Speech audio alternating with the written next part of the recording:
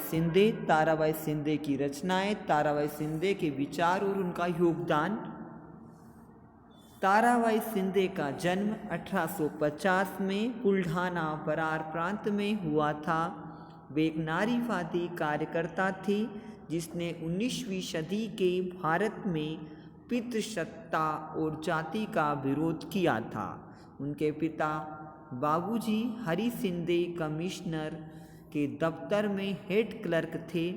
ताराबाई के पिताजी सत्य शोधक समाज के सदस्य थे। शिक्षित व एक सुधारक संस्था से जुड़े रहने की वजह से उन्होंने बेटी ताराबाई को शिक्षित किया।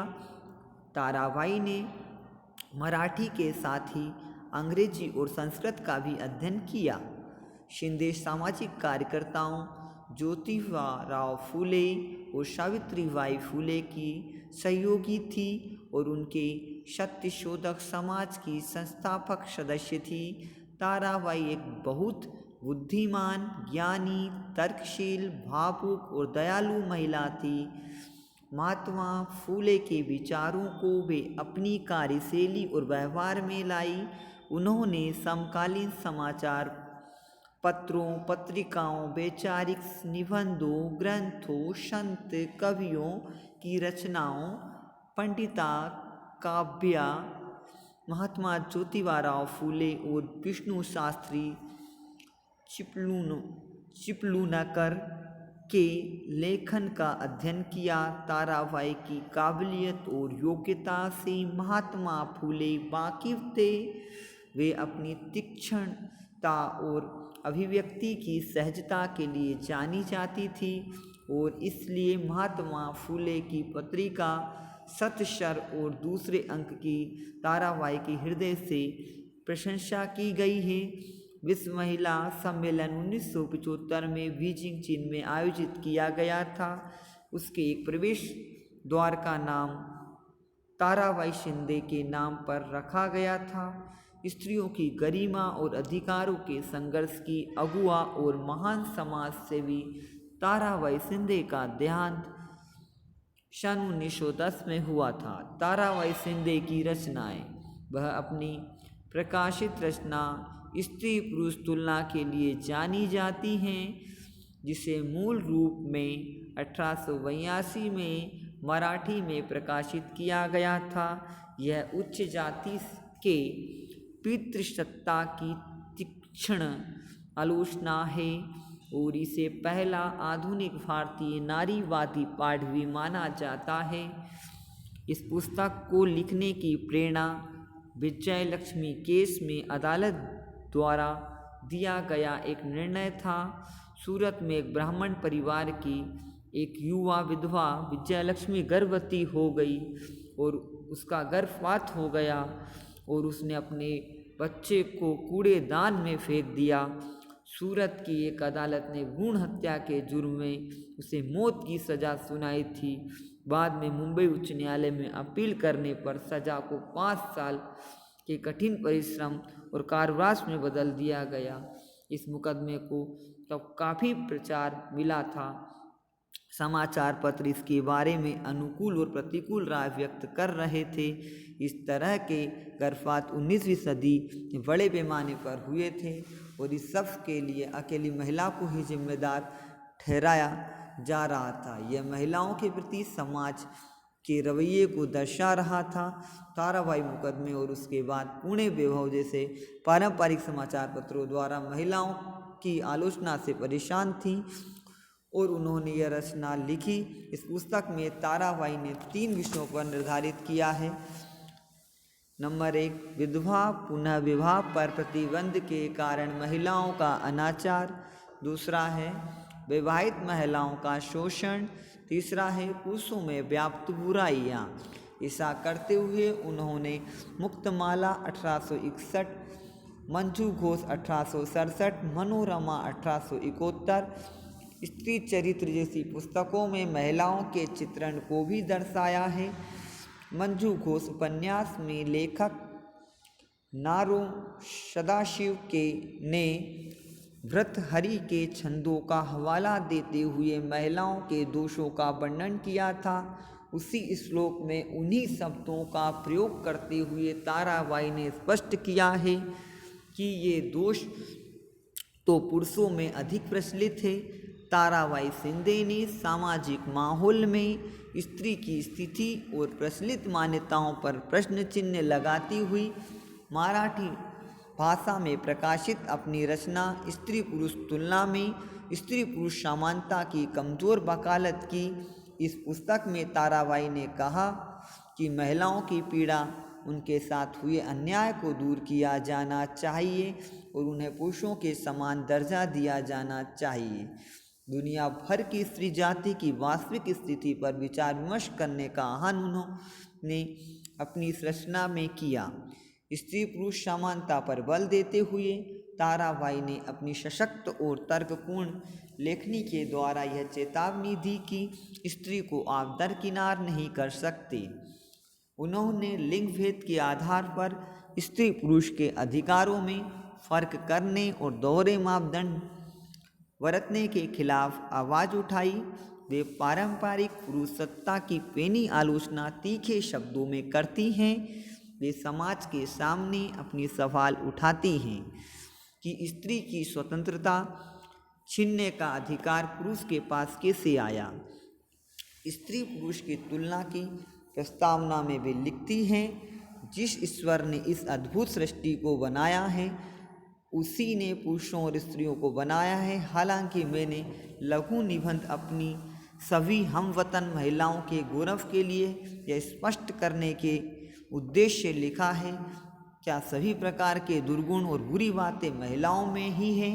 महिलाओं में माने जाने वाले बुरे गुण पुरुषों में क्यों नहीं? मैं समूची स्त्रियों के संबंध में अपनी बात कहती हूँ और किसी जाति या कुल विशेष की ओर नहीं। यह सभी पुरुषों और महिलाओं के बीच की तुलना है। ताराबाई शिंदे के विचार और उनका योगदान। ताराबाई शिंदे ने स्त्री पुरुष समानता पर बल देते हुए अपने लेखन के जरिए यह चेतावनी दी कि स्त्री को आप दरकिनार नहीं कर सकते। उन्होंने लिंग भेद के आधार पर स्त्री पुरुष के अधिकारों में फर्क करने और दोहरे मापदंड बरतने के खिलाफ आवाज़ उठाई। यह बार बार पूछती हैं कि पुरुष अपने आप को स्त्रियों से इतना भिन्न क्यों समझते हैं। स्त्री की तुलना में वह खुद को इतना महान और बुद्धिमान क्यों मानता है। अगर वे इतने ही महान और हीरो थे तो अंग्रेज के गुलाम कैसे बन गए। अपनी रचना स्त्री पुरुष तुलना में पुरुष वर्ग पर सवाल उठाते हुए वे प्रश्न करती हैं, तुमने अपने हाथों में सब धन दौलत रखकर नारी को कोठी में दासी बनाकर धोस जमाकर दुनिया से दूर रखा और उस पर अधिकार जमाया। नारी सद्गुणों को दुर्लक्षित कर अपने ही सद्गुणों के दिए तुमने जलाए। नारी को विद्या प्राप्ति के अधिकार से वंचित कर दिया। उसके आने जाने पर रोक लगा दी। जहाँ भी वह जाती थी वहीं उसके सम्मान अज्ञानी स्त्रियां ही मिलती थी। फिर दुनियादारी की समझ कहाँ से सीखती वह। उन्होंने स्पष्ट रूप से कहा कि उन्होंने महिलाओं की रक्षा के उद्देश्य से स्त्री पुरुष की तुलना लिखी है। हाँ, साथ ही उन्होंने तत्कालीन समाज में विधवा के जीवन की गंभीर तस्वीरें खींची है। ताराबाई शिंदे स्वयं विधवा थी, इसलिए विधवाओं की पीड़ा और उन पर हो रहे अत्याचारों से भली भांति परिचित थी। वे ऐसे धर्म और धार्मिक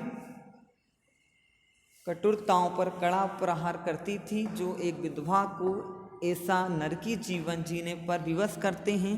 और उन्होंने विवाहित महिलाओं के खिलाफ अत्याचार और लड़कियों के विवाह की सामाजिक स्थिति का भी निर्माण या वर्णन किया है।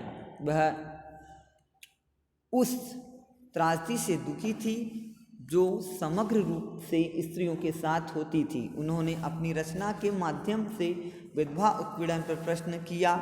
यदि किसी की पत्नी मर जाए तब वे 10वें दिन ही दूसरी शादी कर लेता है, लेकिन विधवा औरत को क्यों